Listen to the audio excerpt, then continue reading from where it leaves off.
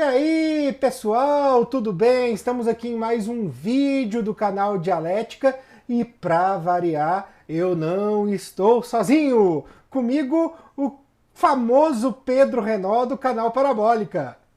Famoso nem tanto, mas do canal Parabólica sim. Tudo bom, Thiago?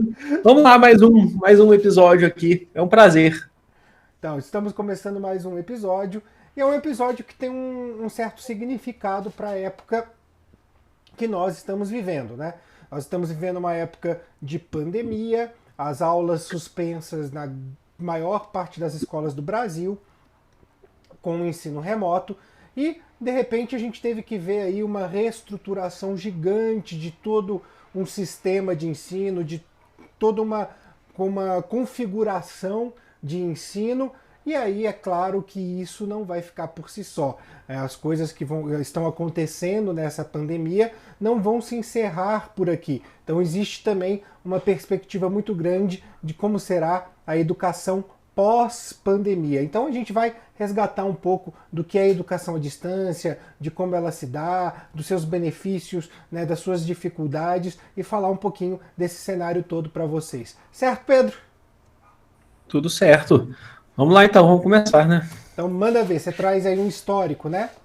Isso na verdade, é um breve histórico aqui, para a gente só entender que educação à distância, o EAD, ele, enquanto prática, tá? Não enquanto algo institucional, ele não existe, não é tão recente assim.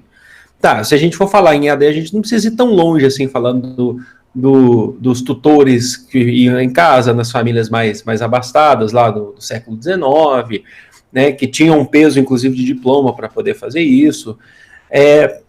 Chegando na década de 20, 30, na década de 30 esse cenário começa a mudar um pouco, porque durante a Era Vargas é quando o ensino básico no Brasil ele se torna não obrigatório, mas a gente passa a ter um currículo específico, né? A gente começa a ter a padronização dos currículos de educação no Brasil. Acontece que aí eu já vou dar um salto, tá? Para a gente mesmo não ficar muito longe, Thiago. Acontece que acho que hoje ainda tem, né, logicamente, mas quem principalmente é da nossa época aqui, eu e o Thiago, sem entregar necessariamente, mas vai se lembrar que até antes da época que a gente nasceu, a partir dos anos 70, na verdade, mas isso ficou muito comum nos anos 80 e 90, quando a gente vai ter também a parceria da Fundação Roberto Marinho com os governos estaduais e o governo federal, para principalmente ter a promoção daquele que a gente vai chamar de Telecurso 2000, você lembra disso? Começou como Telecurso Segundo Grau. Ele tinha os programas, inclusive passava na própria grade da TV Globo, passava na TV Cultura, bem de manhãzinha. E depois ele foi reformulado para o modelo do Telecurso 2000. É isso, o Telecurso 2000 ele vem depois, exatamente. E isso é interessante porque por que eu estou falando que era uma parceria com os governos estaduais? Porque os governos estaduais eles são os que fornecem com prioridade a educação de ensino médio, por exemplo, né? A educação básica, logicamente, fundamental, médio, mas e aí você tem, né, que as pessoas poderiam assistir o telecurso ou em dois modelos, ou se assistir em casa esse telecurso, né, porque ele passava, geralmente, na Rede Globo, era bem de manhãzinha mesmo, né, passava de manhã, e você tinha que fazer uma prova determinado período na escola, dependendo do programa que você estava dentro, né, que você se inscrevia, que era justamente para a conclusão do ensino básico, né, o telecurso, você tinha a parte para ensino fundamental, o ensino médio, mas no geral a gente define como ensino básico. Era um supletivo à distância, digamos assim. Exatamente, mas você tinha até funcionando até pouco tempo atrás, acredito que até deve existir, ainda modelos desse supletivo à distância, mas que na verdade não chega a ser a distância, você vai na instituição de ensino e assiste lá, certo? Por que eles fizeram na época o telecurso? Porque a televisão, ela é muito popular, até hoje, tá? A gente pode discutir se ela perdeu parte de sua popularidade, mas ela é muito forte. E a televisão era um veículo, ela é um veículo que estava presente na grande maioria das casas no Brasil, certo? Então, por conta disso, a ideia foi estabelecer pela TV, por uma rede de canais de sinal aberto, que nem o Thiago falou. Então, como parceria com o governo do estado, ela passava, inclusive, na TV Cultura, que é do estado de São Paulo, né? Uhum. E na Rede Globo, que é o canal mais assistido, né? Com o maior número de audiências no Brasil. Tudo bem, isso aí já configura um ensino à distância para a conclusão de ensino básico, né? Para a formação ensino básico. Quando a gente chega nos anos 90, e isso vem junto com a formulação da LDB, pode falar. Posso puxar um pouquinho antes também? Que Pode. existia também um outro modelo de educação, né, de ensino à distância, que era mais focado num ensino profissionalizante, que era o Instituto Universal Brasileiro. Não sei tinha nas revistinhas. Tinha na revistinha. Eu sempre colecionei revista em quadrinhos e tal, sempre fui muito fã de revista em quadrinhos, e vinha como se fossem pequenas historinhas de 3, 4 páginas dentro das revistas em quadrinhos, que eram histórias desenhadas pelas pessoas aqui no Brasil mesmo, né? A Editora Abril e a Editora Globo, que na época publicavam os quadrinhos, tinham essas historinhas inseridas no meio das suas páginas amarelas, né, que tinham dentro, geralmente. Era como... Exatamente. E aí tinha essas historinhas, cada historinha contava uma história de um curso, então colocava uma pessoa numa determinada situação que ela tinha um desafio, né, profissional, e aí no final perguntavam para esse personagem, né? Ah, mas onde você aprendeu tudo isso? Ah, mas eu fiz o curso no Instituto Universal Brasileiro. E era um curso que você fazia pelo correio, então você se inscrevia, mandava uma carta lá, nessas historinhas tinham os dados, né? Você mandava uma carta para o Instituto Universal Brasileiro e recebia na sua casa as apostilas, o material e tudo mais para poder estudar. E aí tinham vários cursos, mecatrônica, assistente disso, assistente daquilo, função isso, costura, sabe? Eram assim, era um leque muito, muito variado mesmo de cursos, mas focando um pouco mais essa área profissionalizante, não a questão da educação básica. É muito bem lembrado, Thiago. Eu confesso que eu até lembrei assim de relance, mas eu não lembrava o nome, né? O Instituto Universal Brasileiro. Universal Brasileiro. A gente via muito isso nas histórias em quadrinhos. Não, mesmo, as histórias eram bem desenhadas. Eram bonitinhas as histórias, eram muito bem desenhadas. Eu lembro muito bem disso. Bom, a gente chega nos anos 90, né, com a LDB em 96, que é bem interessante, que é importante. E isso acompanha também com a popularização da internet no Brasil, né? A internet ela existe há muito mais tempo, a internet ela existe há mais de 50 anos, tem noção, mas uma internet para casa, uma internet caseira para casa mesmo, no Brasil, ela vem a partir dos anos 90, segunda metade dos anos 90, e naquela internet de escada que a gente conhecia. E aí já começam a mudar as coisas. Quando a gente chega ali nos anos 2000 já, que aí é estabelecido, de fato, o EAD, Educação à Distância. Já existia a banda larga, né? Oi? Já existia a banda larga. Exatamente. Acompanha a banda larga, que é já o modelo próximo, que já é o modelo que a gente tem hoje, que vai possibilitar alguns cursos, tá? Porque não dá para ser todos os cursos, é definido porque tem cursos que existe uma parte prática que é muito importante. Então, por exemplo, o curso da área da saúde, você vai ter dificuldade de fazer EAD. Outros cursos também das exatas, que você precisa, às vezes, de uma visita técnica, alguma coisa assim, laboratório. Mas aí, por conta disso, a gente vai ter estabelecido. A gente tem os cursos que são presenciais, né, que são os tradicionais. A gente tem os semipresenciais, são aqueles que você frequenta a instituição de acordo com uma vez por semana, ou uma vez a cada 15 dias, mas você frequenta ou para fazer uma prova, ou para ter alguma explicação, uma monitoria, ou então a distância mesmo, né, que ele não é presencial. Ele é, exatamente. Então, até as provas você faz em casa, né? Só que acontece que precisa da internet, de uma internet mais potente, de fato. Eles eles acompanham a tecnologia, de fato, porque eles são baseados principalmente não só no material, mas nas videoaulas. E isso consome banda. Isso é muito importante de destacar. Se eu não me engano, Pedro, quando a gente teve uma regulamentação dos cursos em EAD, se eu não me engano, se não me falha a memória, o objetivo inicial era para os cursos de licenciatura, né, para formar professores, não é isso?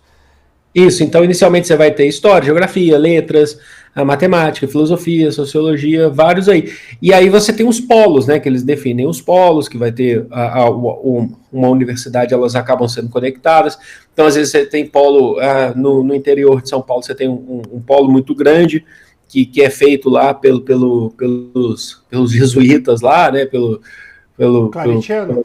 pelo Claretiano, exatamente. Sou ex-aluno. E aí você pode estudar de qualquer outra região. Ah, não tem a minha faculdade, ela não está aqui, ela está em outro lugar. Então a gente vai lá e estuda, né, o Claretiano de Batatais, né, Tiago? Isso. Também tem a Unifran lá, né? Isso, a Que é Unifran, bastante exatamente. famosa. Exatamente. E isso acompanha, inclusive, um período na história do Brasil. Isso é muito importante destacar, que nos anos 2000, isso acompanha um período que o Brasil ele vai entrar numa categoria de países aí que a gente vai chamar de países emergentes, tá? Já acabou a Guerra Fria, não tem esse negócio mais de terceiro mundo, então a gente define o Brasil aí como um país emergente, a economia crescente. Repete a informação, acabou a Guerra Fria, que tem gente que ainda não descobriu. Acabou a Guerra Fria. 89 cai muro de Berlim, 91 queda da União Soviética. Acabou a Guerra Fria. Exatamente. Mas aí o que acontece? Então, aí isso né, vai ser muito importante, justamente porque a gente está entrando numa sequência. O Brasil, nesse período, vai acompanhar que o Brasil ele vai se tornar, em um determinado período, a quinta economia do mundo. Acho que ele passa para a quarta, se eu não me engano, né? Mas fica ali entre a quinta economia do mundo. É claro que isso não significa desenvolvimento social do jeito que todo mundo gostaria, porque a concentração de renda, de riquezas no Brasil ainda é muito alta, mas isso acompanha. Então você tem toda uma política de governo que é aumentar a demanda para cursos superiores. Com isso vem também programas federais, como o Reúne. Depois a gente vai ter implantação do SISU um pouquinho mais para frente, né? Acabar com os vestibulares, que diminui a demanda dos vestibulares tradicionais. E então tudo acompanha, Thiago. Você vai aumentando, existe estatisticamente, né, dizendo, dados inclusive da ONU que confirmam, que comprovam que a educação, não necessariamente a distância, mas a educação, quanto maior o número de pessoas com diploma de curso superior, isso reduz inclusive criminalidade, isso é óbvio, certo? É claro que não é só ter o diploma, certo? Isso reduz violência, reduz criminalidade, que isso aí faz parte de um todo, né, de uma cadeia. Até vou fazer um gancho aqui, Pedro, porque eu comecei a minha carreira como professor há 13 anos atrás, como tutor de um curso superior em biologia, né, aí em Belo Horizonte. Tem uma coisa que é muito interessante a gente observar na questão da EAD. Vou focar então nessa primeira década dos anos 2000, até porque a estrutura que a gente tem hoje ela é infinitamente superior. Só a rede móvel que a gente tem hoje é algo que nem se compara se a gente for pegar 13 anos atrás, né? Parece pouco tempo, mas para esse avanço tecnológico é muito grande. Os cursos EAD, eles atraíam muitas pessoas que não tinham duas situações, que não tinham duas possibilidades de um curso superior presencial que está lá todo dia. O primeiro é a questão de tempo, porque ele atraiu muita gente que concluiu a educação básica e já entrou diretamente no mercado de trabalho. Inclusive são pessoas que concluíram a educação básica nas décadas de 70, nas décadas de 80, já tinham até uma determinada idade e tinham aquele sonho, até como a gente já discutiu aqui em outros episódios, né, o sonho da faculdade como único caminho para um sucesso, né, a ascensão social. E é claro que ela é um dos, mas não é o único. Então eles tinham esse sonho e tiveram, por conta do EAD, a possibilidade de fazer, por conta de você administrar uma rotina e poder encaixar essa rotina dentro da sua rotina de trabalho, da sua rotina familiar. Então isso foi uma coisa bastante vantajosa. E também a questão do preço, porque eram pessoas que estavam há muito tempo fora da sala de aula, não tinham condições de concorrer com alguém que acabou de sair de uma sala de aula para um curso superior numa universidade pública e precisariam então recorrer às universidades particulares. E automaticamente as universidades particulares tinham um preço muito salgado e essas pessoas que são trabalhadoras, né, que não têm aí o seu ganho muito restrito a cuidar das suas casas, das suas famílias, elas conseguiram então ter um preço acessível nesse processo para que elas pudessem também retornar. Então é uma questão de tempo e de custo. Porém, ora via, entretanto, né, existe sempre um porém nessa história, o que eu percebia nos meus alunos e nos outros alunos que faziam parte daquela faculdade na qual eu trabalhava, é que muitos, mesmo assim, não possuíam uma estrutura mínima para poder cumprir esse curso. Quando eu falo estrutura mínima, eu não estou nem só falando da infraestrutura, de ter um computador em casa, porque na época o celular era só para fazer ligação, de ter internet em casa e tal, porque muitos, inclusive, utilizavam esse tempinho ficando um pouquinho mais no trabalho e usando a estrutura que o próprio lugar no qual ela era empregada oferecia. Mas existia uma questão aí muito forte, que é a questão de autonomia para estudo. Em nenhum momento essas pessoas passaram por um processo de autonomia para estudo, até porque elas vinham de uma época de educação no qual o professor era aquela autoridade máxima e o aluno não tinha que desenvolver autonomia para poder estudar, para fazer sua rotina e para ser protagonista daquele processo. Ele tinha única e exclusivamente que entender o que o professor estava falando para aprender a replicar.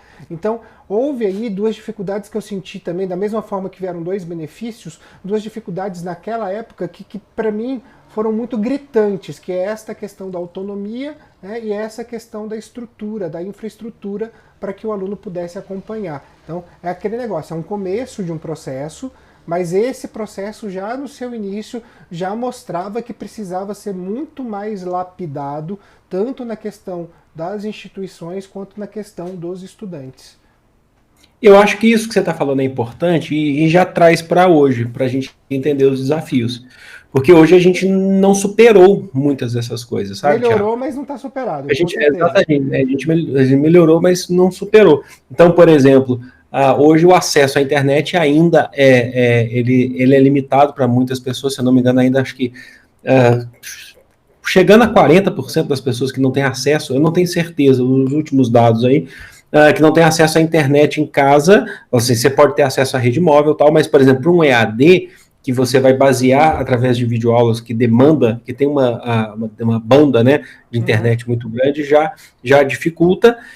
E também tem todas essas questões que você falou. Às vezes a pessoa ela trabalha também, ela não tem condições de ter um tempo. O EAD ele pode te ajudar nesse sentido, de fato, mas existem outras questões de chegar em casa, envolve tudo, a sociedade, o clima, o tempo corrido que a gente tem, questões psicológicas, inclusive.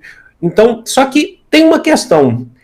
Quando a gente chega no ano de 2020, esse EAD ele praticamente se torna obrigatório. Ele se Obrigatório torna não, a única opção. A única opção que a gente tem.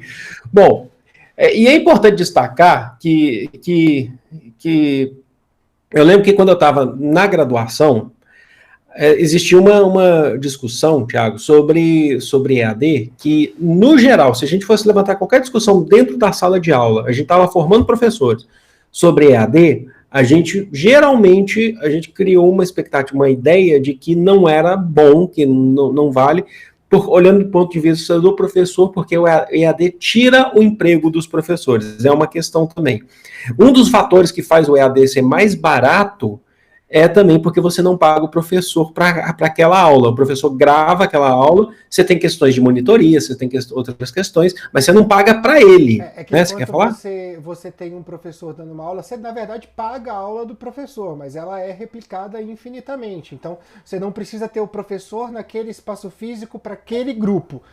Então hoje você pega, por exemplo, um professor que dá aula na primeira série do ensino médio e você tem naquela escola 3 salas de primeira série, A, B e C.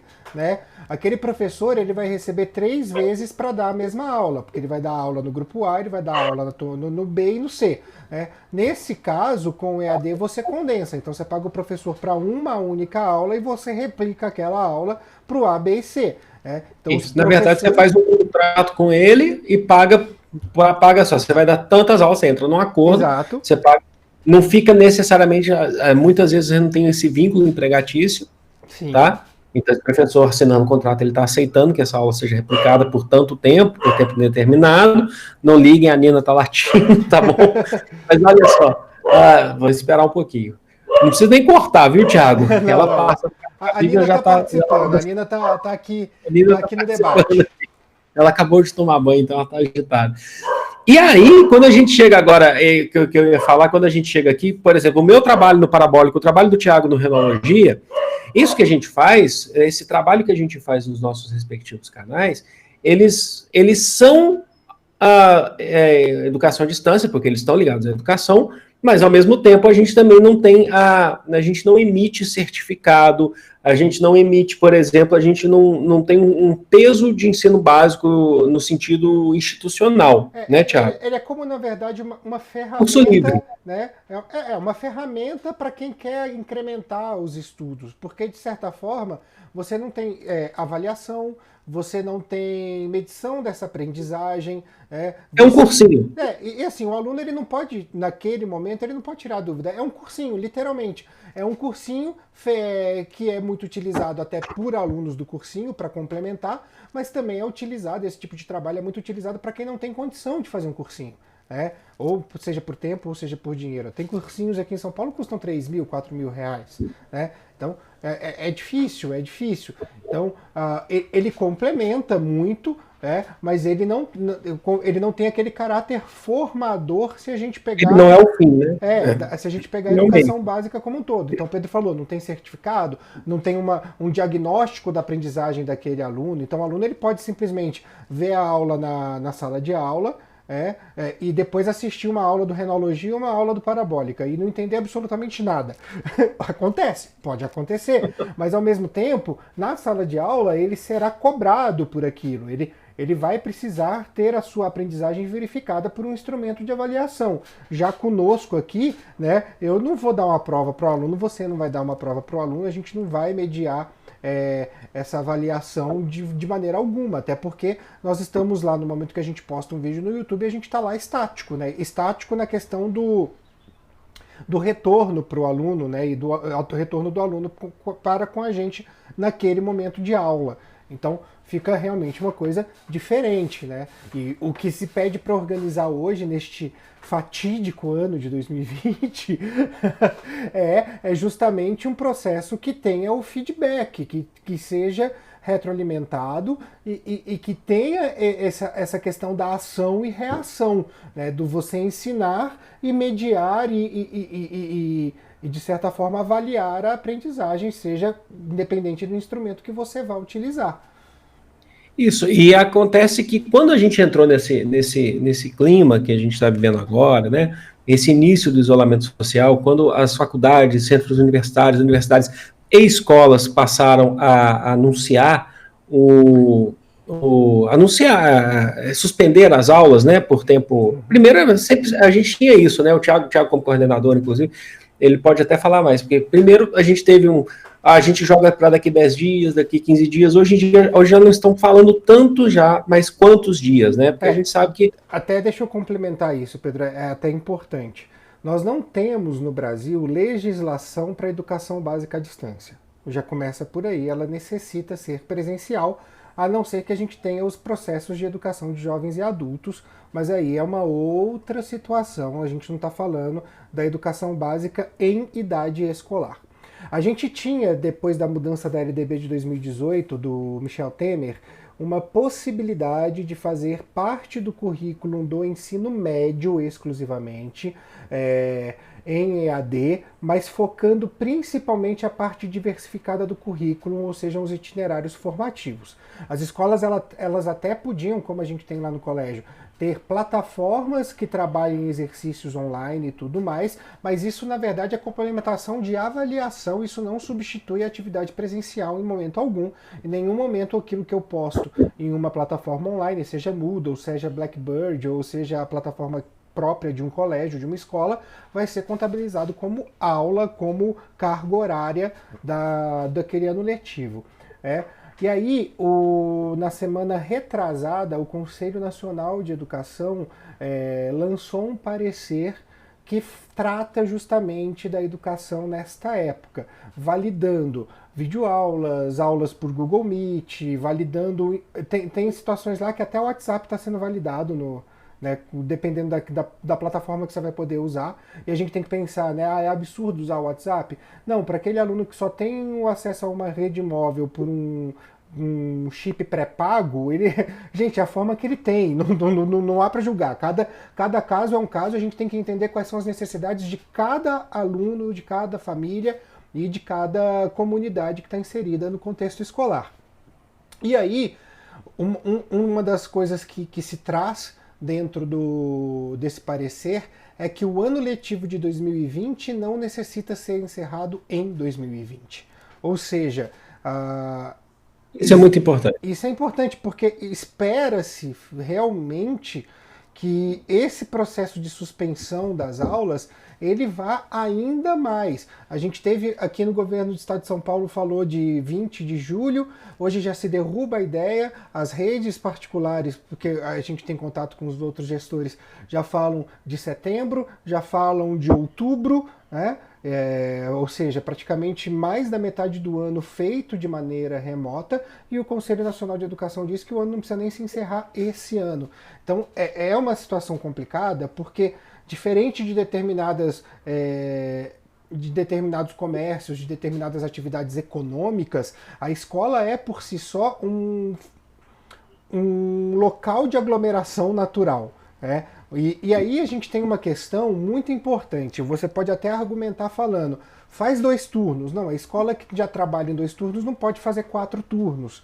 Né? Ou então divide as salas para ficar mais espaço entre os alunos, bota 10. Um grupo de 20 você divide em 2 salas de 10, mas não há sala de aula suficiente, não há estrutura física para isso.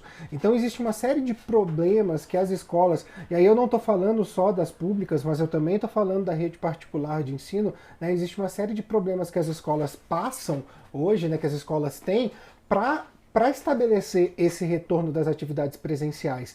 Porque, querendo ou não, como um ambiente de aglomeração por si só, né, os cuidados eles precisam ser muito redobrados. E não dá para simplesmente voltar e falar acabou. Não, não é assim. Porque dentro de uma escola, por exemplo, imaginando que a nossa curva desceu, que a gente tenha menos a taxa de contaminação abaixo de 0,93, que é o que dizem que é o ideal, né? Que significa que uma pessoa contaminada vai contaminar 0,93 pessoas. Como se pudesse dividir uma pessoa, mas para a gente entender de uma maneira matemática é isso. No momento que a gente retoma as atividades escolares com o mesmo formato que a gente tinha antes da pandemia, a gente pode simplesmente fazer das escolas uma volta para um ambiente para uma segunda onda pandêmica. Então, assim, não dá para brincar. Isso não é uma brincadeira, sabe? A gente tem que pensar isso de uma maneira muito séria. Pois é, e aí eu até eu falo agora com uma pergunta para você. Você acha que o que eu percebi, aí eu vou dar uma sensação, mas foi uma sensação aí o pedagogo entra o biólogo? Não, ainda não pedagogo, Thiago.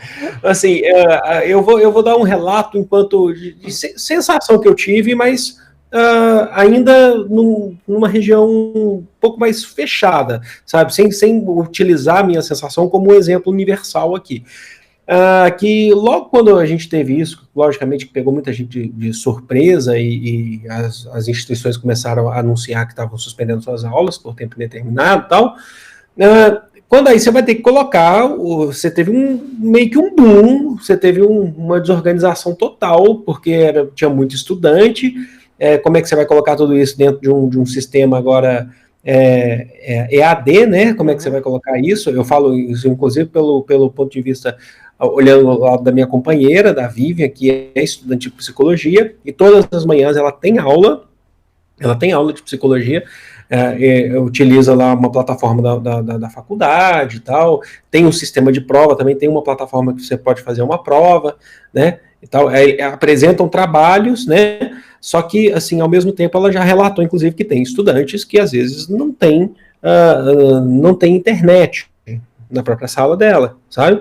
Então, aí tem toda uma questão de que os outros estudantes se movimentaram para tentar ajudar, de certa forma, e aí eu vi que muitas instituições, principalmente eu falando em instituições de ensino superior, que foram os casos que eu acompanhei, tiveram uma desorganização no começo, porque não estavam, sabe, tiveram que fazer parcerias com instituições. Acho que a Google, ela entrou muito importante nisso também, ela tem um sistema também que está ajudando as universidades, as faculdades particulares, inclusive acho que o Ela Google está liberou o cedendo. Google Meet para todas as contas, né? Exatamente, mas está cedendo também, inclusive acho que você tem até um programa do Google que você cede um notebook, Google que é Chrome. um notebook.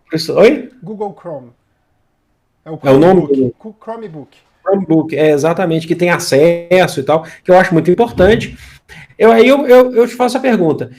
Eu vi isso, mas eu estou vendo também a sensação que eu tenho é que as coisas já estão mais regularizadas, assim, no sentido. Sim. Você também tem essa sensação? É que assim, eu penso que para responder isso, Pedro, é necessário, eu acho que desmembrar um pouco as coisas, tá? Já era uma coisa comum, né, o Google for Education e a Microsoft Education, inclusive eu como coordenador participei de treinamento de ambas as plataformas, tive contato com ambas as plataformas e são realmente muito interessantes, no qual até no último curso que eu fiz da Microsoft, que foi esse ano ainda, o meu preconceito com Minecraft acabou. Porque, cara, que Não pode, né? demais! Tá dando vontade de jogar agora. Então, assim, a gente precisa repensar em pensar em algumas coisas. Houve uma desorganização muito grande na educação básica e naqueles cursos que funcionavam de maneira presencial. Porque você passar isso do nada, né, com um pequeno espaço de tempo para em 2 semanas vai organizar toda uma plataforma é algo muito, mas muito difícil. Não só para a instituição, como também para o aluno. Eu estava conversando com um amigo meu que trabalha com tecnologia e eles têm lá na empresa deles, ele mora em Santos, o Jarrão, ele estava falando assim, ele falou, cara, eu nunca vi uma coisa dessas, porque a gente demorou 2 anos para estabelecer um processo de treinamento pessoal online para os nossos funcionários novos e aí a melhoria contínua para os funcionários que já estavam contratados. E de repente a gente viu as escolas tendo que tirar isso do bolso em 1, 2 semanas. Ele falou, eu imagino o trabalho que vocês tiveram para fazer uma coisa dessas. É claro, existem plataformas que você pode contratar que já estavam prontas, isso facilita. Né? Existem aí uma série de plataformas que você pode trabalhar até mesmo em sistemas de ensino. E aí gera-se esse mercado de sistemas de ensino, ele surge mais forte dentro deste processo. Mas eu penso que a maior questão da organização, ela não vem de uma maneira institucional, tá, Pedro? Eu penso nisso, tá? Eu acho que o que eu mais vi de dificuldade não foi de uma maneira institucional, porque a gente teve acesso a uma plataforma que já estava pronta, a gente, na verdade, só foi complementando lá no colégio, vimos outras escolas fazerem isso, a rede pública criou uma plataforma, se funciona ou não e tal, mas ela criou uma plataforma e aí a gente tem até que fazer aqui um elogio, que trazendo a história do telecurso, né? Parte dessa plataforma está funcionando via televisão, já que nem todo mundo tem internet, consegue trabalhar aí via televisão. Existe um acordo dos governos do estado para que os aplicativos dessas plataformas da rede pública não consumam banda, como acontece, por exemplo, com WhatsApp, Facebook em determinadas operadoras. Então, a gente tem sim uma movimentação que é uma movimentação muito interessante, válida e tem que ser elogiada. Tem que ser elogiada porque é uma solução para uma época de crise. Mas o que eu vejo de mais dificuldade, Pedro, para ser sincero, é a organização dos professores, porque não houve nenhum momento um treinamento para os professores saírem de uma plataforma presencial para uma plataforma online. Então, aprender a gravar vídeo, aprender a fazer videochamada, sabe? Aprender a mexer com todo um aparato de tecnologia, no que eles até faziam um pouco disso no momento, durante o tempo presencial e tal, trabalhavam assim, mas não era com a demanda e com a qualidade que se pede hoje. Né? E uma desorganização de alunos e famílias. Tá? Por quê? Porque, vamos ser sinceros, no momento que eu boto um vídeo no YouTube, o professor grava uma videoaula para um colégio e disponibiliza aquela videoaula para o seu aluno. Né? O aluno vai ver aquilo a qualquer hora, ele não tem ele não tem, aí eu não estou dizendo que o aluno não quer, eu estou dizendo que ele não tem o hábito de organizar a sua própria rotina, porque a escola fazia isso por ele. A escola fazia isso por ele, a escola entregava para ele na mão um horário, falava, ó, às 7h15 você vai ter aula de matemática, às 8h05 você vai ter aula de língua portuguesa, às 8h55 você vai ter aula de geografia, aí você vai ter o intervalo, A escola organizava isso para ele só precisava organizar a parte mínima disso, que eram os estudos que ele faria em casa, as tarefas de casa e estudar para a prova e trabalho. Então houve essa desorganização muito grande. As famílias que também estão em home office, muitas famílias estão em home office, então muitas vezes a banda da casa, a banda de internet da casa, ou até mesmo os aparelhos para se poder consumir as aulas e trabalhar, as famílias, os pais trabalharem, eles estão ocupados e aí você acaba tendo uma disputa interna dentro das casas e isso também desorganiza. E aí existe uma questão da avaliação, que isso cabe muito às escolas. É muito pouco produtivo hoje você fazer uma prova, no modelo prova que a gente tem, para um aluno que está em ensino remoto. Por quê? O aluno, assim como muitas famílias, eles enxergam exclusivamente a questão numérica daquilo. Eu preciso de tanto para passar, o que eu quero é passar de ano. E muitas vezes é ignorado o aprendizado que se necessita ter, que você vai utilizar no pós-escola, aquilo que vai ficar e que realmente vai ser consolidado na sua vida. Se eu passo uma prova para um aluno hoje que está preocupado exclusivamente com nota, ele vai abrir uma janela com a prova, ele vai abrir uma janela com o Google e ele vai tirar 10. Significa que ele aprendeu? Não, significa só que ele tirou 10, que ele tem um número. Então, há uma desorganização por parte das instituições em como avaliar, no como avaliar. Porque você precisa aprender isso também. Como você vai avaliar este aluno, como você vai trazer uma avaliação. Então, assim, você não tem condição de fazer o aluno apresentar um seminário presencial, você não tem como pedir para ele fazer uma pesquisa da biblioteca do colégio, você não tem como fazer um trabalho em grupo no qual eles precisam construir alguma coisa física, que seja lá uma maquete ou um modelo estrutural. Então você precisa pensar em como vai avaliar esse aluno para que realmente ele utilize daquilo que ele está aprendendo para poder produzir alguma coisa. E não é fácil, porque você tem que mudar toda uma estrutura de pensamento, de organização, de estrutura física. Então, assim, não dá para responder a pergunta como simplesmente agora já está melhor e tal, está mais acomodado. Na verdade, se acomoda uma coisa e desacomoda outra. Existe aí um modelo gangorra. No momento que eu acomodo uma coisa, eu tenho outra desacomodada. Não é fácil. Eu vou ser muito sincero. Como coordenador de escola, a gente vem enfrentando muitos problemas em relação a isso, sabe? E assim, nós estamos aprendendo, os alunos estão aprendendo e as famílias estão aprendendo a fazer dessa maneira. É claro que a desorganização ela é comum nesse processo de aprendizado. Eu acho então que fica evidente para a gente opa, estou mexendo aqui. Fica evidente para a gente, Thiago, que as coisas de fato elas estão numa mudança até mais rápida do que se imaginava, E a questão isso vai ficar, sabe, pós-pandemia? A gente está aprendendo o necessário para continuar? Muitas coisas estão em mudança. Por exemplo, olhando de novo, voltando para o curso superior, nível superior, ensino superior, a gente sabe, por exemplo, que as grades de horários tiveram que se modificar, porque às vezes você tem cursos que têm disciplinas que são práticas, por exemplo, na engenharia uma visita de obra, na arquitetura, na saúde um laboratório, estágio em hospital. Na saúde eu sei que tem muito estudante que está lá dando a cara a bater, encarando a doença. Aliás, mesmo. Parabéns a eles.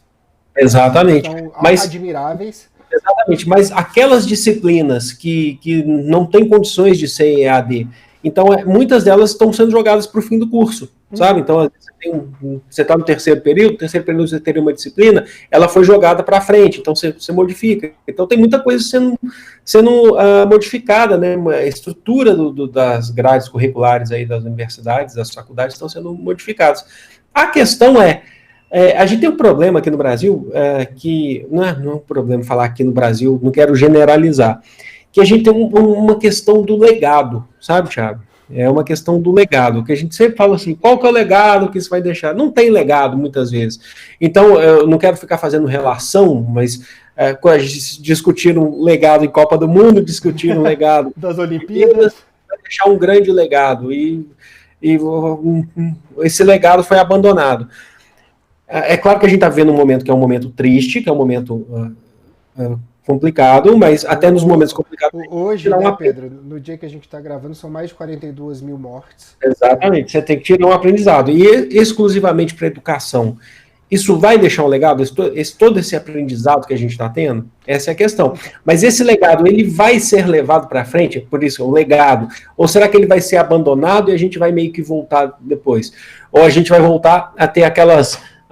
eu falo em investimento do Estado, por exemplo, em escolas do Estado, que a sala de internet você tem aqueles computadores que são dinossauros, que não são utilizados para nunca, né? Só estou dando um exemplo. Ou será que vão fazer um negócio diferente, vão pensar em novas propostas? E eu não estou aqui para dar respostas, isso que é importante saber. Tá? Até mesmo porque eu estou distante de uma instituição de ensino. Eu já não leciono mais instituição de ensino. Mas mesmo quem está distante não consegue acertar isso de uma maneira muito, muito cirúrgica, Pedro. É fato. O futuro é incerto. Eu vou ser muito sincero. Se você me perguntasse isso há 2 meses e meio atrás, quando tudo começou, eu ia virar para você e falar, não, isso aqui é rapidinho, a gente faz aí 2 semanas, como foi na gripe suína em 2009, repõe aí o que tem que repor, beleza, sem legado nenhum, cara. É só um trabalhinho a mais que você vai ter que repor, trabalhar num sábado ou outro, sabe? Mas hoje eu acho que não. Por quê? Porque eu penso que nesse momento a gente precisa refletir a respeito de tudo que está acontecendo e dentro do modelo de educação, tá?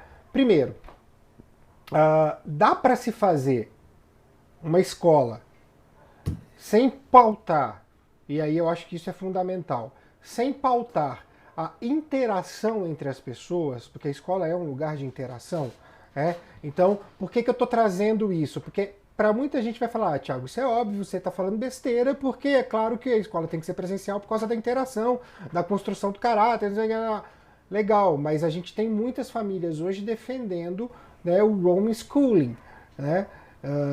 E a gente está vendo que o homeschooling não é a coisa mais fácil do planeta, mesmo que você tenha aí plataformas que estejam ajudando. Outra coisa que também é importante, quando a gente fala do aluno em casa, a gente percebe que cada vez mais aquilo que se oferece para um aluno precisa ser atrativo. Então, olha só que interessante. Muito se reclamava antes do período de isolamento social que o aluno tinha fascinação pelo celular, que o aluno tinha... ele queria mais a tecnologia do que prestar atenção na aula. Tinha escolas, inclusive, que proibiam o acesso, né, o uso do celular durante as suas rotinas e tal.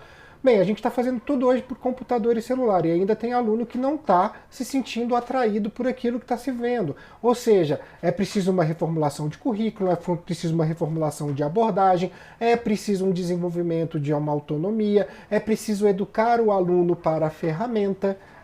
Então, são necessidades que eu estou observando frente a tudo isso que eu estou passando, gerenciando aí no ano ensino médio no colégio, que a gente vai ter que uma hora parar, avaliar, ver o histórico, sentar, discutir e tomar ações, né, tomar decisões que realmente transformem a rotina que a gente fazia até 3 meses atrás.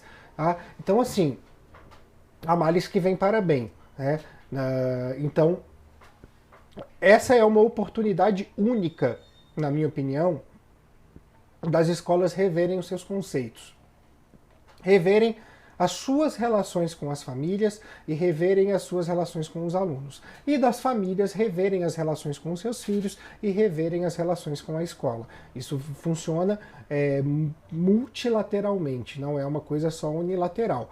Então é necessário sim que esse período deixe um legado, mas que ele deixe um legado não para facilitar a vida do aluno, para dar menos trabalho para a escola, para desempregar professor, não é isso que a gente quer. O que a gente quer é um legado que realmente traga para o aluno uma aprendizagem mais significativa. É a nossa oportunidade. Como esse legado vai se dar, como essa conversa vai se estruturar, não me perguntem, eu não faço a menor ideia. Eu vivo uma realidade num colégio, outros colégios que atendem até o mesmo poder aquisitivo têm outras realidades diferentes da minha, colégios que não têm poder aquisitivo têm outras realidades. E assim, cada escola está vivendo o seu universo nesse momento. E por mais que a gente debata entre pessoas de escolas diferentes, troque aí algumas figurinhas, cada escola vive o seu universo. Então, é uma oportunidade única que a gente tem para poder reconstruir a educação. E quando eu falo isso, eu falo inclusive na questão de legislação, porque é muito importante que o Conselho Nacional de Educação e aí, assim, me desculpa, infelizmente o Ministério da Educação, porque não dá para esperar muita coisa dali hoje, né? Revejam isso mesmo, sabe? Tragam uma legislação mais moderna para a educação, que reserve as modernidades que a LDB de 96 já trouxe, que tem coisas lá muito boas, mas que também reformule determinados aspectos para a gente poder compreender mais o público da escola, que é nada mais nada menos que o estudante. Eu tenho que fazer uma escola que seja focada no meu aluno, não que seja focada em mim, porque eu já passei por ela, eu tive um tipo de aprendizagem, aquilo que eu aprendi, aquilo que eu não aprendi eu posso reaprender, mas não vai ser dentro de uma sala de aula da educação básica com alunos de 15, 16, 10, 11 anos. Então, eu penso que o grande legado de uma educação pós-pandemia vem daí, se rediscutir o papel e o processo da escola dentro da sociedade. Agora, para isso acontecer, é necessário disposição de todas as partes envolvidas na comunidade escolar. Aí é difícil. Tá certo. Tá certo, é isso mesmo, então, Thiago. Eu acho que você falou muito bem, não tem nem mais o que discutir. Eu acho que discutir tem, mas não acho que a gente tem que aguardar de fato, né? De fato é. Vamos para as nossas dicas? Vamos. Posso passar a minha já aqui? Olha, a minha dica é um pouco polêmica. Ixi, que nem mamilo. Ela é polêmica, mas eu vou explicar o porquê a escolha dela.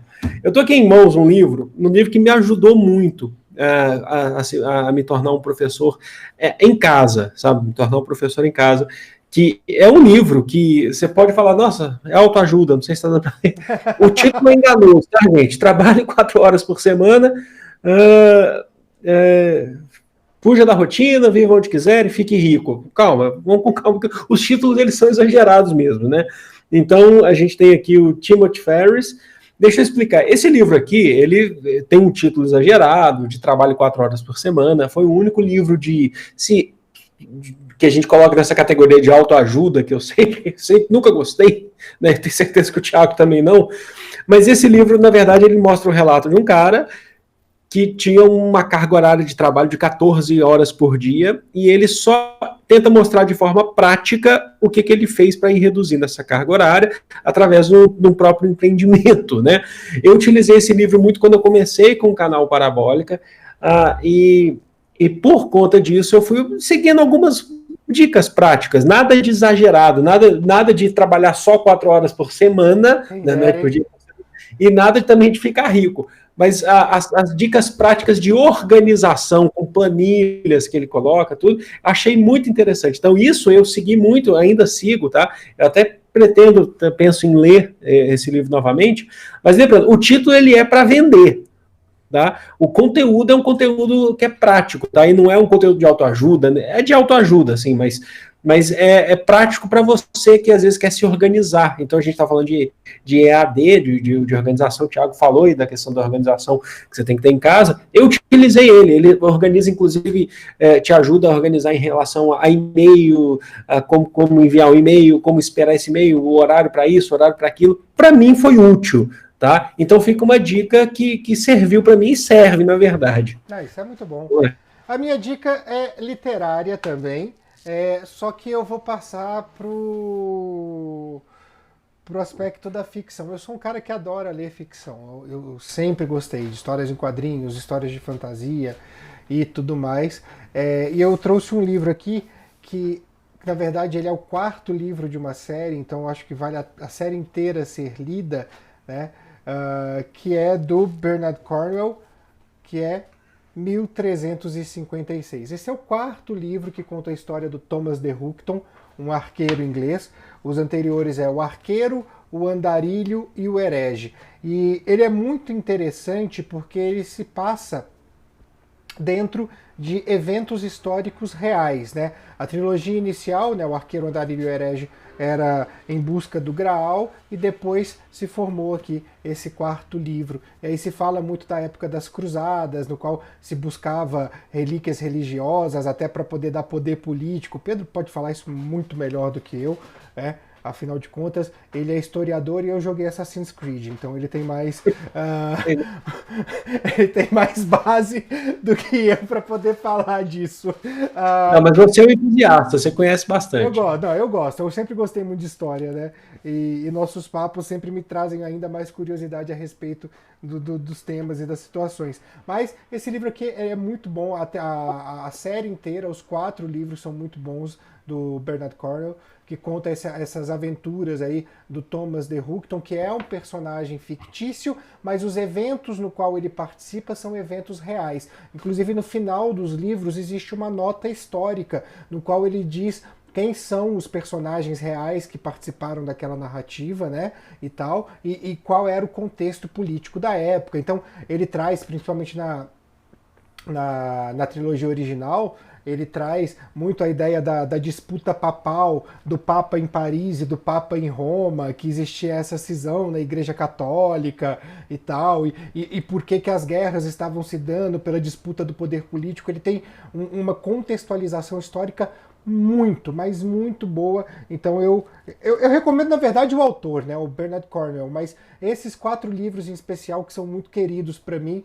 E eu me lembro quando esse aqui foi lançado, que se eu não me engano foi em 2014 ou 2015, ele é mais recente, estávamos eu e o professor de história lá do colégio, Geraldo, fazendo pré-venda na internet, porque os dois tinham lido a trilogia original e a gente estava louco para saber o que ia acontecer com os nossos personagens queridos. Essa, então, é a minha dica de hoje. Tudo bem? É isso aí. Pedro, vou pedir então para que você se despeça. Obrigado. Estaremos aí essa semana ainda, né, numa live falando dos assuntos da semana. E na semana que vem com mais um episódio. Exatamente. Bem, eu vou também aqui me despedindo, agradecendo a vocês que nos acompanham. Lembrando que se você não é inscrito no canal, inscreva-se agora, ative as notificações. Esse modelo também, esse vídeo, ele também vira um podcast que vai estar disponível no Spotify, no Apple Podcasts, no Google Podcasts. Então você não precisa, na verdade, ver o vídeo, você pode ouvir pelo seu agregador de podcast preferido. E aí a gente vai ficando por aqui até a live de quinta ou o próximo vídeo da semana, tá bom? Um grande beijo para vocês e tchau, tchau!